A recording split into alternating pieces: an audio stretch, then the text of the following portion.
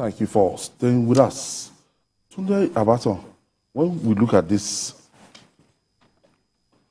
trend, and today, when you go out there, in Lagos is a commercial hub, and a lot of banks are closing down. I went to the Polaris Bank somewhere around Jew Road, and I just saw they were doing the normal documentation. Nobody's paying cash to anybody. As in a banking hall, I was like, is this a banking hall? So everybody is just... Well, you will discover that you can take a look from that area down to probably Ikeja, except where you have a heavy industrial presence, where workers earn salaries, and where companies deposit money there. Along that stretch that you mentioned, there's no way, if there's no currency, that those banks can be busy. Because most of the businesses and others, they are schools.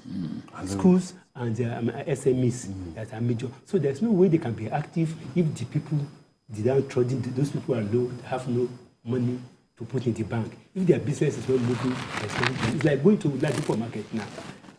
Somebody finally told me that I wanted the refund. Told me that it is not this time. Because nobody will go and buy electrical products now. The only thing they are looking for now is how to eat, how to part with money. Even people, you can't believe this morning, I have to travel about 2 kilometers before I can get POS. And for 5,000 Naira, you will pay 500 Naira. For 10,000, that's not a traveling industry. Naira. It's unfortunate that it is like this, but you expect such a situation in this kind of scenario we find ourselves. So banks have every reason in Lagos to want to close up. Why? Because when the mob of Lagos, when the thing starts, it will not recognize bank. It will not recognize big men. They will be overwhelmed. And that was what they did in Ogun State. They don't want to be overwhelmed because there are a lot of young people. Like I said, like in Abeokuta now, there are about 5 institutions of higher learning. Most of them are not from that place. Their parents send money to them from more parts of Nigeria. If they cannot get money in bank, what do you expect those students to do? Because you also have to look at the youth population. Yeah, so when you go to most of the banks, 80% of them are youths who want to collect one money or the other. So in Lagos, if the banks shut down tomorrow, I won't be surprised because they have to be proactive against what is likely to happen. But I don't know why those people in government are not getting the correct information as per how Nigerians are suffering. Because if they are getting correct information, I know if the president is getting the correct information, he will do the needful. Because the central bank cannot take instruction from anybody. Even the National Assembly will say that National Assembly cannot legislate because they are on their own. So I don't know why it is becoming difficult for the presidency to do what is needful. This thing has failed. Some people went as far as saying that the Supreme Court, whatever their verdict is, that they are on their own. Yes. That the central bank is autonomous. And I was looking at what kind of talk is that? That's the Supreme Court in Nigeria? I was like, are you for real? Everybody is an analyst. Honestly, emergency analysts. Everybody. Including people without the education and the knowledge to speak on the issues that they want to talk about. The Supreme Court is not just the final court of record. It is also a court of policy. And when they call the Supreme Court the court of policy, it means that its pronouncement honestly becomes law. It may not be codified in existing law, but its pronouncement becomes law. That's why it is called the court of policy. So there is something that the Supreme Court, and when we are in a dicey situation that we need to be advised on what do you do, you go to the Supreme Court. Obasanjo did that when during the Fayose impeachment drama. Obasanjo reached out to the CBN at that time, Belgore, said, explain to us what is the situation. And Belgore said that the House of Assembly in Ekiti has not got the power to suspend a chief judge. You've not got the power. And that's why the impeachment of Fayose remains a waste of time. When Fayose tried to come back, some people decided to go to court. But the Supreme Court ruled that he was not impeached. James is calling us from Ikorodu in Lagos State here. Thank you for joining us, James. Good afternoon, Babajide, Ayo, and the other man in the room. Tunde Abaton. Okay, thank you for the correction. Concerning Kwankwaso, just as Babajide said, I don't see him stepping down because Atiku has been his political rival. And he knows now that President Buhari is not going to be on the ballot. He wants to make himself a formidable politician in the north. And stepping down at this case, I even had him on a channel television. He said he's not going to step down for anyone. That if he cannot take it, then let it be Asiwaju Tinubu. Had it on channel politics. So if he's going to work or step down for anyone, it's going to be Asiwaju, and I don't see him stepping down for Atiku. That is why you see that Buba Galadima. Thank you, James. He said that he will send. Thank you, James. Thank you for your contribution. So, as you were saying, so the Supreme Court is a court of policy. Obasanjo reached out to the CBN for advice, and he said, "No, there was no impeachment because you've not got the power to suspend or remove a CJ." Because they felt that the CJ at that time was loyal to Fayose and they wanted to bring their own CJ. I'm sure that statement was erroneously quoted to the legal advisor of the Central Bank of Nigeria yesterday, and they were sharing it all around that, no, the Supreme Court just has just said it on that, no, that they are not bounded by anything because they are not... I was like, I know you didn't see it. I would have called their attention. I saw it. People have been sending it to me. So I see these things. I've been around for some time to know how the law works in our country. No, we're analyzing these things. Yes, it is fine. We're analyzing these things. Somebody said, Ajide, we are looking forward to your analysis after the Supreme Court order. Another one said, is he a financial expert? I said, see an illiterate on my wall. So he's only a financial expert who can talk about financial matters. The best oil minister Nigeria has ever had is Tam David West. And he didn't read petroleum engineering. He's a virologist. But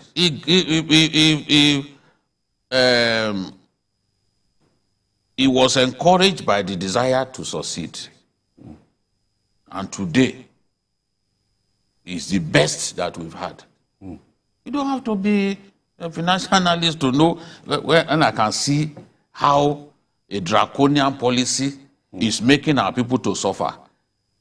I'm interested in studying how it was done in other countries. And we have said that even in the UK, they gave 2 years. No one has come out to say, no, it's a lie. 2 years. If we respect our people, we'll give them ample time to be able to exchange this currency. I was saying yesterday that more than 300 local governments in Nigeria don't have banks. My friend called me to say, Jide, what are you saying? Now, more than 400 out of 774, they don't have banks. Even in the southwest here. Even, another thing that also caused it, let me tell you another thing that caused this thing. We had banks before in many places. When the consolidation idea came, even the World Bank said that, by one of his reports in 2021, the World Bank said that more than 628 banks in Nigeria went under, bank branches. I mentioned the example of Safe in Zamfara. Safe is a town in Zamfara. The former governor, the late Shehu Kangiwa, he brought UBA to the town. But because it was not profitable, they shut it. And that's how they've shut so many branches. So today we need branches where people can take our money to. We can operate there now. Yes, we need, it's in Abuja. Okay. It's in Abuja. So it's not in the southwest alone. We need where we can actually take our money to. But those banks are not there. Some 100 kilometers you travel to get to the next bank. We have explained. You look at a state like Zamfara, just 4 towns. That's where you find banks. 4 towns. Out of 17 local government, just 4 towns. This is not fiction. Kaura Namoda, Talata Mafara, Gusau, and Shinkafi. The whole of Sokoto North Senatorial District, there is not one bank. If they want to use a bank, they will travel into Zamfara and use the bank in Shinkafi. So it's the pain that this thing inflicts on people that bother some of us. It's not that anything is wrong about demonetization. No. And you want to do it, we have Hassan to be is calling gradual. us from Lekki in Lagos. Thank you for staying with us, Hassan. You see, this issue of Kwankwaso and Atiku is an impossibility. They're taking us back We to knew politics. what really happened in the past, and it will never repeat itself. That shows how desperate Atiku is in occupying the office of the presidency of Nigeria. Secondly, about this money issue, look, you can have a very objective concept, but that objective can be defeated by negative mindset.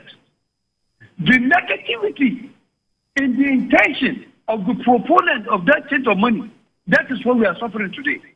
Look, now is even the time when currency counterfeiters will now bring out their money because people are ready to take money even from the devil. Yes. That is what we are seeing. That is the implication of it now. I have to be on the watch-out.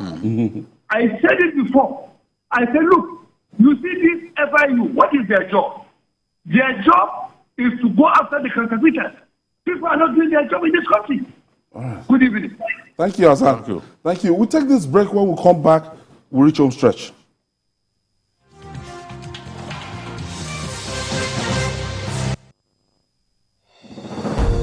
Fellow Nigerians, all our best hopes for Nigeria are achievable.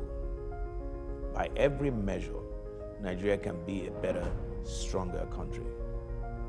We can be a nation at peace, a place of shared prosperity where everybody is somebody, and equal justice under the law is enjoyed by all our citizens. In a few weeks, our country will go to the polls to elect political leaders and a president to lead our nation for the next 4 years. This is the most consequential election of our time. And we have it in our power to make the choice that allows us to achieve the grand possibilities of what Nigeria can be. Our path to greatness lies in recognizing the abiding truth that in a time of promise and peril such as this, the best thing we can do for Nigeria is to elect a leader with an established track record of achievement who has proven time and again his ability to triumph through adversity and succeed against the odds. In this election, that man is Asiwaju Bola Ahmed Tinubu. Now let me tell you about Asiwaju. This majestic yet profoundly imperfect democracy we have today is the legacy of men and women who in the years after 1999 used the instruments of law, politics, media, and advocacy to keep this country from becoming a one-party state dominated by the personality cult of one individual.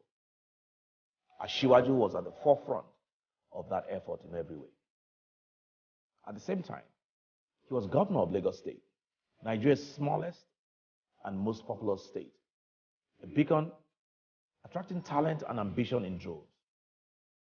As governor, Asiwaju initiated and implemented reforms that have allowed the state to continue to develop and thrive despite its unique challenges. No candidate in this election has a better track record of identifying and elevating talented young people across every walk of life like he can.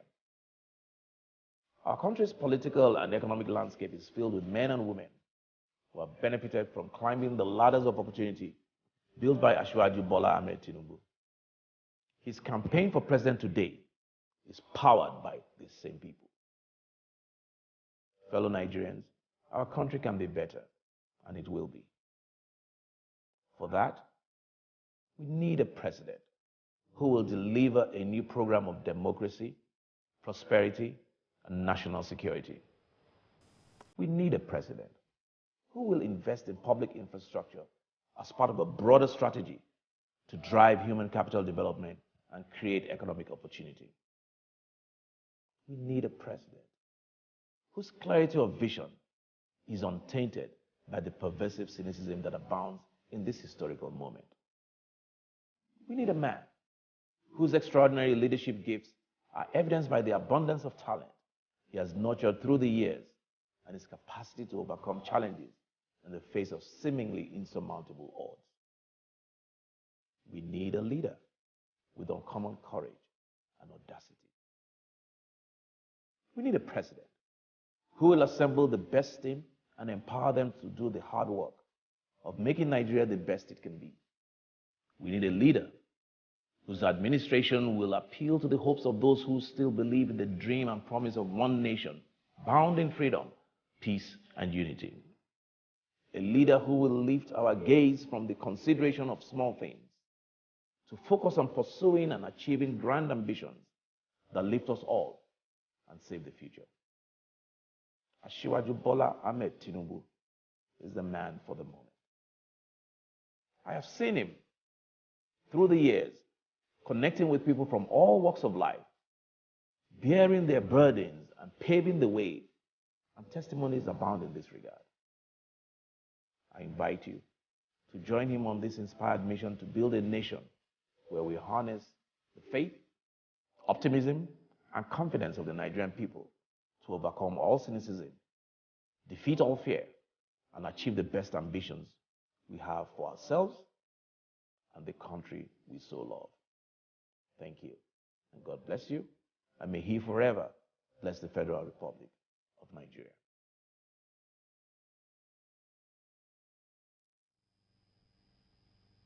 My name is Kashim Shetima. I'm an agricultural economist by training, a banker by profession, and now a public servant by calling. I was the governor of Borno State for 8 years. In the heat of the Boko Haram, we set up an agricultural transformation committee. We crisscrossed the world and invested in the whole agricultural value chain. Lagos is the smallest state in Nigeria in terms of landmass, 3,577 square kilometers. But the largest rice mill in Africa and the third largest in the world is located in Imota in Lagos. That is the power of ideas. Bola Tinubu is an idea whose time has come. Let us vote for Bola Tinubu to be the president of Nigeria come 25th of February. God bless Nigeria. A day to remember in the history of our dear country, Nigeria. 9 wise men from the north who are governors came together on June 8th, 2022 to stand for equity and fairness in the interest of our nation, Nigeria. They buried personal interest for the unity of our country. They supported the call that power must shift to the south in 2023. They chose a Nigeria agenda. We salute our brothers and sisters in the northern part of this country who, in spite of their vote advantage, continue to propagate the unity of Nigeria by promoting rotational presidency between the north and southern part of the country. Let voters in the north follow the move by these leaders. Vote for power shift to the south. It's the turn of the south to produce the president in 2023. Let's vote Bola Tinubu for president for a renewed hope of better Nigeria. Vote Kashim Shettima as vice president. Vote APC. Long live the Federal Republic of Nigeria.